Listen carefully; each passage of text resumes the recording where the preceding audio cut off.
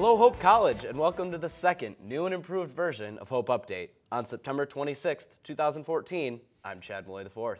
And I'm Nicole Metzler. We're going to do our best to be better and better every week. It's a bold strategy. Let's see if it pays off for us. Man, I wish my name was Cotton right now. Anyway, once again, Hope College is serving up some fun stuff to entertain us all next week.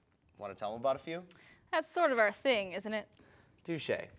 Well, to start things off, the poll is this weekend. Woo! Even Year stole a late victory last year. Can they pull it off again? If you want to find out, hit up the Black River tomorrow at 3 p.m. Even Year fans head to the North Bank, Odd Year to the south, unless you're looking to do some hardcore heckling, which we encourage. Even Year every year. There will be a SAC film again this week. Surprise! Our top secret intel tells us that the newest edition of Godzilla will be showing once at 8 and again at 10:30. I was never allowed to watch Godzilla as a kid. You can take that as the fun fact of the day. I was, however, allowed to listen to traditional Chinese music fused with new jazz and a hint of Western flavor. If you love it as much as I do, the Orchid Ensemble is returning on the 30th. I'll see you at Wickers Auditorium at 7:30. Zhengxi. Continuing our theme of international culture, there's a Stammtisch German conversation group on October 1st at 4:30 at New Holland Brewing Company. An appropriate setting. Come by and speak German with the German Club. Wunderbar. Today was the last day to withdraw from classes. If that applies to you, I hope you got it done. Earn those W's. And now, it's my favorite part of the show, Twitter time. We received some great feedback this week from you guys. It just warmed our little hearts. We asked you followers, who is your dream Snapchat BFF, and received some interesting answers. At Grant Ludema had the most intellectual responses with Winston Churchill, Elon Musk, and Tony Stark. He also did not follow the format of one response, so he receives one demerit. At Sir Pippin113 responded with Nick Cage, a fan favorite. You win, noble sir. I would pay all of the money to receive a snap a day from that brilliant man of the arts.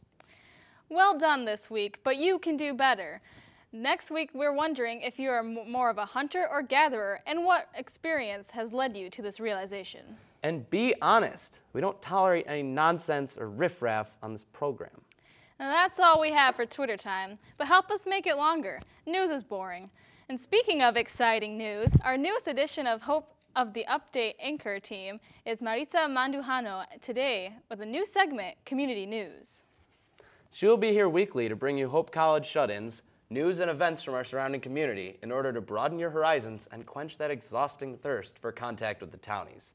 Take us on a journey, Marisa. Thank you, Chad.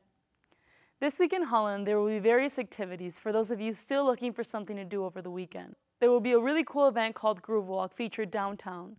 Wristbands are now on sale for $10, and the event will be taking place from 9 p.m. to 1 a.m.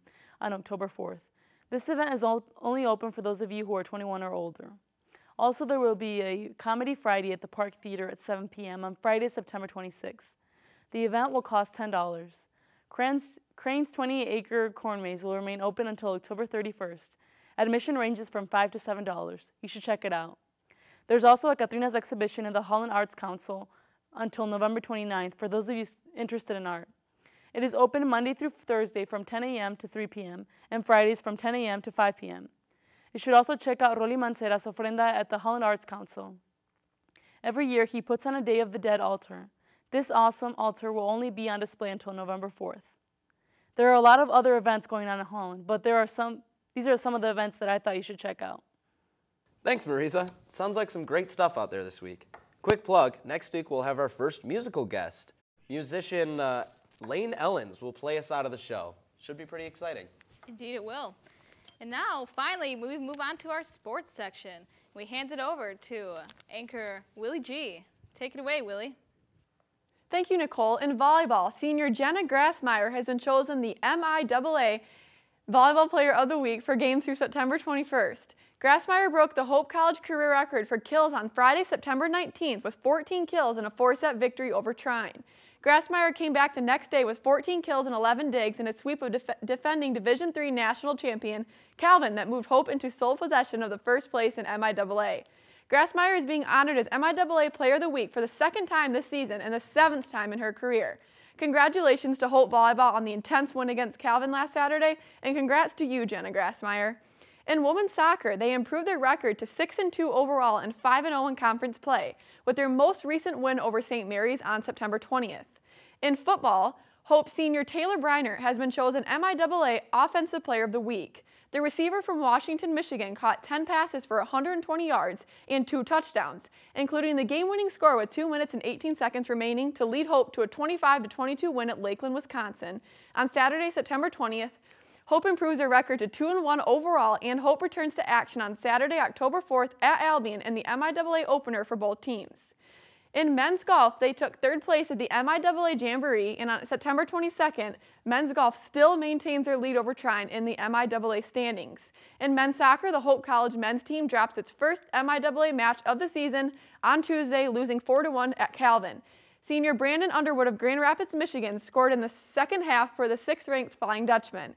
The Flying Dutchman fell to 7-2 overall and 2-1 in the MIAA play. Their 6-game win streak was snapped. Hope returns to action on Saturday, September 20th when the Flying Dutchman host Albion.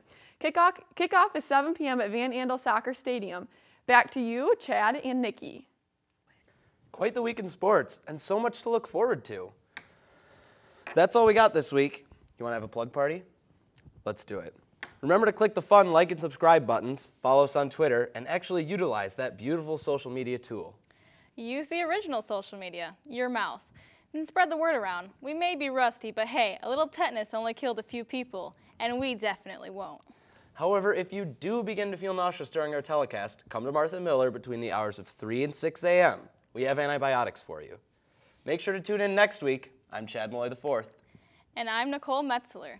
Stay peppy, Hope College. Good night, Moon.